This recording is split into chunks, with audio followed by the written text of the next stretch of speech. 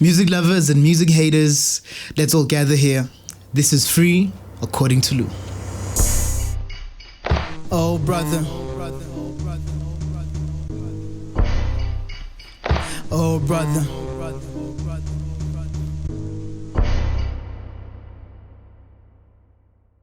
Nasty C, Free.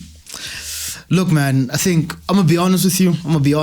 I think everyone that's followed me for some time understands that I'm not the biggest Nasty C fan, right? And I hate that I have to put it out there so that the slimes don't go crazy in the comment section and do what they do. So I'm just gonna straight out the gate. I'm not his biggest fan. So y'all can chill out. And for the sake of fairness, I don't like Aries either, so the nasties or whatever they call themselves, y'all can have a fight in the comment section or make love. I don't know what you weirdos do, but have at it.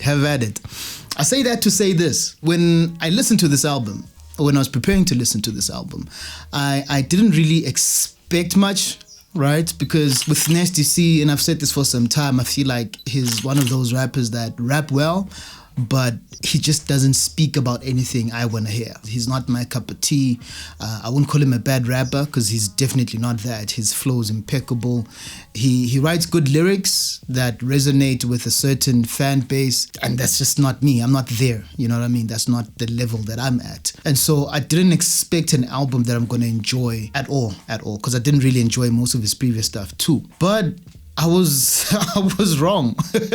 Surprise, isn't it? Okay, this is the first time I'm wrong about something, but I was wrong. This was fun to listen to. Absolutely loved listening to it. The intro to this album is a perfect tone setter, thematically, sonically, and as with all the other songs on this album, it speaks on friendship and his success, over his career. The beat is very arena, very expansive. Mash Beats really steps into his Kanye West bag here, right? It kind of reminds me of 808s and Heartbreaks, really, right? It's very huge, very cinematic. It's one of those that when you hear it, you can think stadium, right? You think arena. It's not just I'm riding in my car type shit. He absolutely goes off. It has this 808, it has nice drums. There's this inconspicuous guitar riff with scratches towards the end. It's something that you're really gonna love listening to, right? It's a perfect intro. And I hardly ever say that because a lot of niggas mess up the intro, and he doesn't. He does not fuck around straight out the gate, right? And it spills into the second joint, a joint titled Lefty. The transition is so smooth here. He would really put all these stripper DJs to shame, right? And I'm talking about the ones that dance more than they mix. This transition is crazy. It's so nice. It almost feels like the same song, right? Almost like a segue of sorts, but then continues, right? It's an amazing song. Blackie absolutely smokes this record, and I really hope that doesn't become the focus of it all, because you know what it's like with you kids, right? You're so focused on who killed who on the record that you absolutely missed the point of the song itself. These lads just linked up to put together a perfect banger that is perfect for their respective fan bases, lyrically and otherwise, right? Because it's, again, another flex song. It's nothing different from the intro as well, and many other songs on the record. Like I stated, he's just talking his shit, and you can't really hate on that. Like I said, production wise, it really carries on from the intro, and it's one of those things that made me excited, because from time to time you'd hear an album where the intro goes one direction, then the first full track on the album takes things to another level, right? And that's not often good. Sometimes you just go too high too quickly, or sometimes we're starting high and then you just go too low too quickly. So with this one, I feels like it's just a perfect transition, and it really kickstarts the album. Smokin', on the other hand, is a song that does what it says on the can. It's a proper vibe record.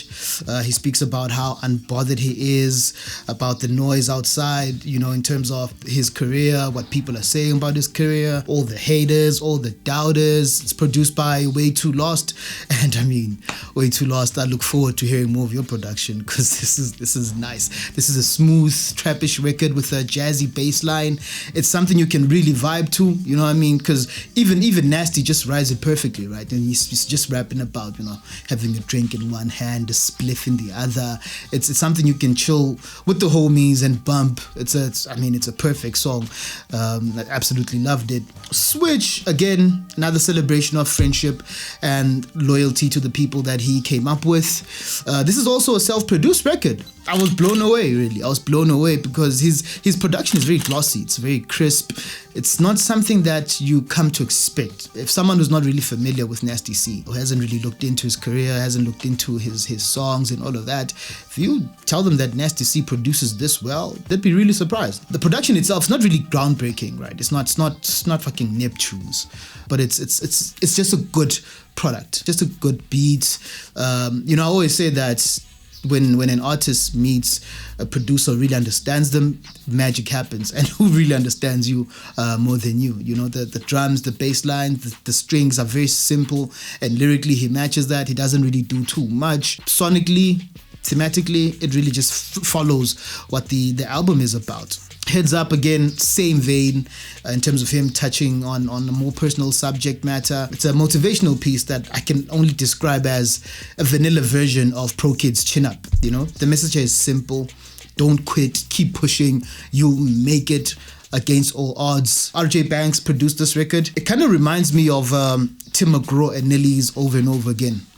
For the young ones, go check that out again. You probably don't know this joint, but yeah, when you hear it and you hear this, you'll understand what I'm talking about. Just banging 808s on a bed of strings. It feels country-ish. Some country element to it. Obviously not too country, because Tim McGraw wasn't too country either. But you'll get the feel of it. Soft is, I think, one of his best songs ever. Maybe not lyrically, but conceptually and the overall feel of it. It's just vibes, right? It just connected with me. It's another self-produced record that really shows the importance of working with someone that understands you. And Nasty C really is getting into his own production-wise, right? Because we've seen people trying to produce for themselves and it goes left. Proverb tried it. It was his best album, you know what I mean? Which, that's saying something. Your best album is an album that you produced and not well either, then it says a lot about the rest of the discography. But that's neither here nor there. This is another very Kanye 808 and Heartbreak type song. You can tell there's a lot of Kanye inspiration in how he produces his records. It actually reminded me of Say You Will from 808s and Heartbreak. So if you know that joint, then you'll know exactly what I'm talking about. And then we go to That's What's Up. That's What's Up is really just a salute to his fans, right? He speaks on how he signed a bad deal that almost ruined his career, and I really feel like he should have touched on that more. Maybe a separate song where he really speaks about that, because I feel like that's something people want to know. You know what I mean? People want to know about what happened when you went to Def Jam.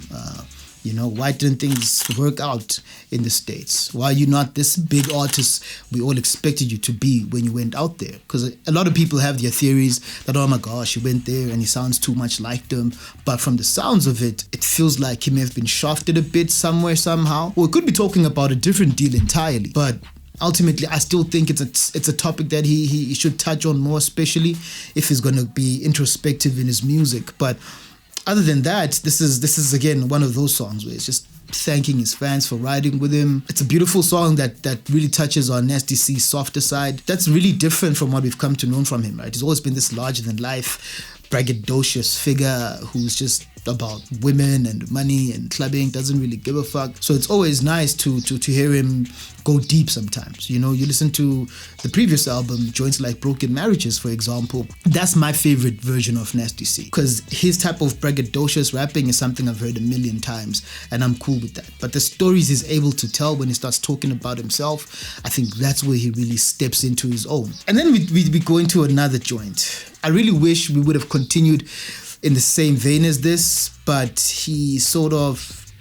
deviates a bit. Although I don't hate it too much, because Nasty C has done a good job of blending his more introspective records with the more club-ready bangers. We listen to joints like 10 Shooters, Ice, and Psychic.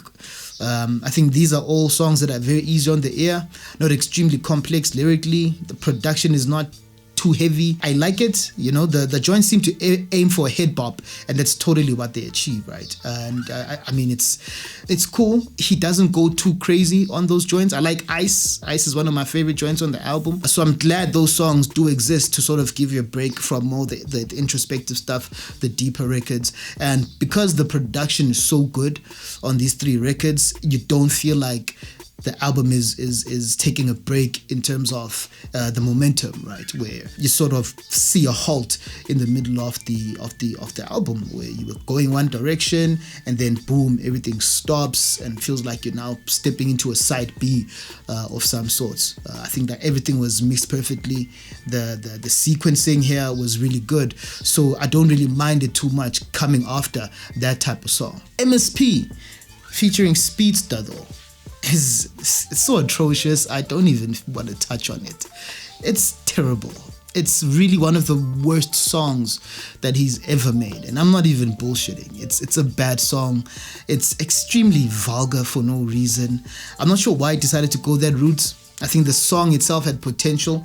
The production had potential, but how he approached the song, the subject matter, I'm not too sure what he was going for here. I think he wanted one of those hooks that people are going to sing along to or rap along to at fucking Back to the City or whatever, but maybe I'm too grown for that, but I really don't see myself getting Masaboos. I'm not doing that. That's not it. No, hell no. And I'm kind of disappointed here, especially in Speedster, because I mean, you're talking about purity of hip hop in our genre and people just being solid lyrically, and then you go and you do this. It's a terrible song. I don't know why I wasted a couple of seconds discussing it. Literally, I should have just skipped this. Absolute skip. Nah. Luckily, Selfish saves me from this hellhole of a record. Selfish is one of the more mature songs here. It's a love song which is a very sing-along type of hook that I can see becoming a concert favorite. I could simply describe this song as fun and call it a day, because that's exactly what it is. It's a fun record, very bouncy, bass kicks, 80s-esque synths in the production, and it maintains that fun vibe to it without losing any of its beauty and purity lyrically, right? It's still a very good love song, and it's going to be one of my favorite love songs ever in terms of SA hip-hop, that is. It's not the best, of course, but it's a really good love song. You're going to have this in your top 10, definitely. We go into another joint that I feel like should have been left off the album. A song called Big Timing. Again, one of the weaker joints here. One of the weakest songs he's made to date. The production is not too similar from the production on Heads Up. It has elements of that new age country music that has reared its head over the last 5 years. Lyrically, it's not entirely terrible. I just feel like the lyrics do this song a huge disservice. The concept is one that is revisited a million times, and unlike the other 900k times that he's done it, it just lacks the vocabulary and execution to make it interesting. Evidence, on the other hand, is the complete opposite of this record. Better in every way that matters: structure, vocals, concept, lyrically, production. It's another introspective record that doubles as a rap, praise and worship cut. Think Hillsong meets Drake, if you will. A song where he ponders on what his actions would lead to when he eventually crosses over, right? Is he going to heaven to eat grapes with Eve, or is he going to hell to listen to a certain album I won't mention for the rest of eternity? With this song, it really highlights something that people tend to ignore when it comes to Nasty C. When I say people, I mean the people that like him and some of the people that hate him. Nasty C is a really good artist. Nasty C is a really good artist, and his artistry really shines through. I think a lot of people that like him tend to focus more on the braggadocious side. Oh my God, he raps well. And the people that hate him also focus on that too much, like, oh my God, he brags too much. But there's an artistry to it. Whether you like it or not, he's still a very, very good artist. There's just some songs that he makes that are like, oh, what the hell? Again, I'm going to go back to Broken Marriages from the last album. Perfect record. It's a perfect record. It's not a record that anyone can make. Not a lot of people can make that type of song and make it engaging, and he does that quite often, and I think people tend to overlook that. People focus on the hits, but Nasty C has a very decent B-side collection full of gems that will really take you places and show you that there's levels to this artistry thing. The Other Plans Interlude is another one of those impressive joints on the project. Sonically, it's a very deep song, very expansive, cinematic, moody without being too melancholic or broody. It's perfectly executed from all angles, and I low-key wish it was the last song on the album, despite it being a love song, right? I know it would be crazy to make a song about lost love the last song on your album, a song about lost love and the regret that comes with it, but when the song is that beautiful and that well done, I don't think a lot of people would have many complaints about it, Not that Not Tonight isn't a good record. It is a decent record. I just feel like Other Plans wraps up this album pretty well. It provides the necessary gravitas to anchor Nasty C's most introspective album to date. Not Tonight does capture everything that the album is about, but I do think it's a little too bouncy and a little too commercial to be the exclamation mark on this album. I think Nasty C he was a little deep on this album, deeper than most albums that he's put out. He's a bit more vulnerable on this album, and I think that's how we should have closed it. I think this one is a little too dancey for my liking to close off this album, despite the subject matter really matching everything that's on the record. But yeah, other than that, I really think it should have been placed somewhere else on the album, or left out entirely and released as a throwaway in the future. But other than that, I'm happy with the record, but still, I don't think it should have been the last joint on here. Nasty C is really growing as an artist. He's really growing as a producer. He's taking his game to a very different level. We're seeing a side of him that's not chasing hits too much. He's just focused on putting together a good body of work, and I really hope all the other artists that are listening to this album can understand what I've been saying all along. It's not just about putting random songs in the blender. There has to be some intention behind it, and this is what Nasty C has done. So if I were to rate this album, I would give it a solid 8, maybe 8.5 out of 10. I don't think I'll give it a 10 out of 10, simply because of the repetition in some of these lyrics. Some of the concepts are things he's done before, and he's approached them the exact same way as before. So I think that's where I'll knock him a bit, but execution-wise, perfect. Can't hate on it at all. But hey, that's free according to Loux. If you agree with it, let me know in the comment section. If you don't agree with it, I don't give a fuck, Keisha. This has been free according to Loux. See you on the flip side.